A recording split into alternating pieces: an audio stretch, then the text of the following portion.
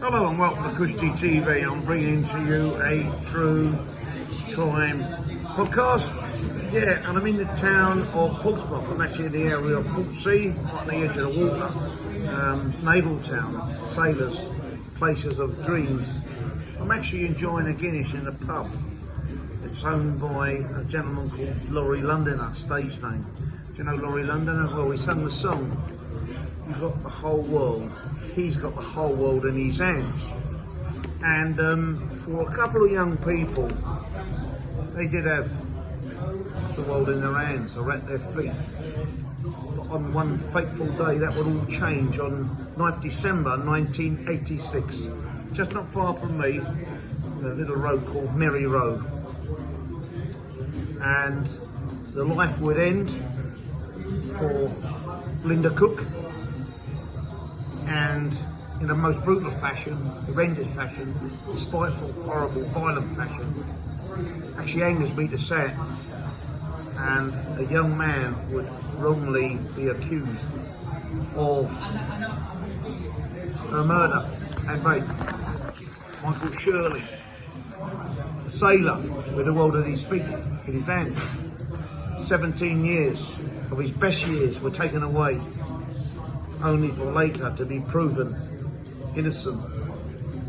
Yes, this is what I'm bringing you right here, Kushti TV. Yeah, so here behind me is the HMS Warrior, the most sophisticated battleship of its time by miles. In fact, it never even went to battle. It was so strong, all it needed to do was turn up, flex its muscles, and nobody in the world, this is post Nelson and HMS Victory, and this ship was so good, nobody dare take us on. And just further down the harbour, here in this wonderful old Navy town of Portsmouth, is the HMS Elizabeth and HMS Prince of Wales, respectively. Today, they still are the most sophisticated and best defensive ships in the world. But for Linda Cook, even this town could not defend her on the 9th of December 1986. How, even with defence mechanisms like this, how can we see inside the mind, the very evil, twisted mind of our killer? Yes, so I'm right here standing just yards away from where Charles Dickens was born. But sadly, this story is not a fictional novel, it's fact. And it was these high-rise flats to my left-hand side where Miss Fogg had taxied home with Michael Shelley. He was promised a date and a night at her place, and at the 11th hour she got cold feet and giving the slip, he allegedly jumped out the car looking for her. And if you look just over there, just behind this school playground, was where the body, some of that land then was derelict. That's where the body of Linda Cook was found, and it was then pieced together that the young sailor had jumped out the car looking for his promised date, couldn't find her, bumped in to 24-year-old Linda Cook, and he took his rage out on her by brutally stamping, beating her and raping her. And that's what it was alleged. And he went to court and he was found guilty. A trainer had fitted the description and pushed so hard down on, broke her spine on Linda Cook and left an indentation of flash on the back of her trainer, which he did admit to wearing. But later on, some 16 years later, the story twisted, and he was acquitted in court. He was then found not guilty, to say that the DNA testing had advanced from 1986 and it wasn't quite fit and matching with the consistencies that the police said. And there was also some discrepancies in timing. Another character come into focus as a suspect. We're about 1 mile from the city centre of Portsmouth, yeah, and a bit of an oddball character. He was once involved with the last person to see a woman alive, and he has an hatred for women, apparently a bit of an oddball character. But the woman that was found dead, who he last seen alive, there was no sexual motive or anything, so I think he's a bit of an outside possible suspect. Yeah, so another suspect come into focus was the morgue killer, David Fuller. He lived about half a mile from here, but he killed 2 females. As what was going on around the area, there were 6 serious sexual assaults prior to that. He was, you know, closely linked but eliminated.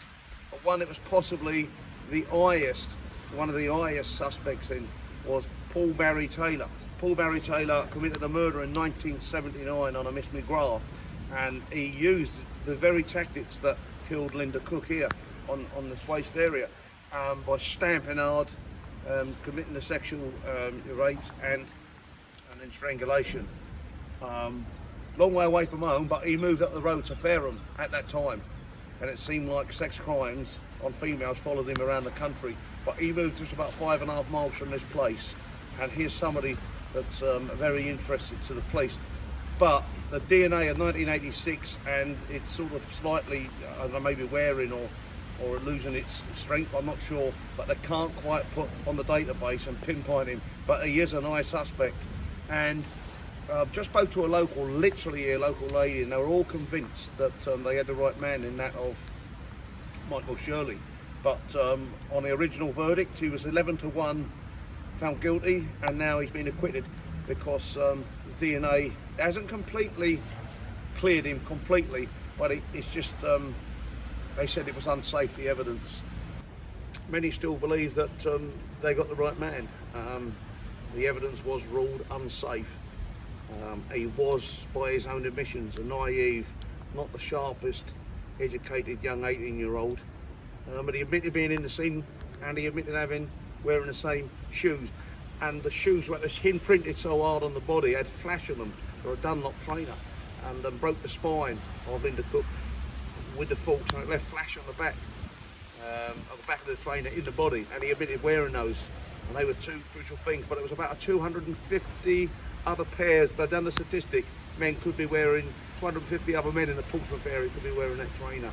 So these are the facts, right here, right next to where Charles Dickens was born.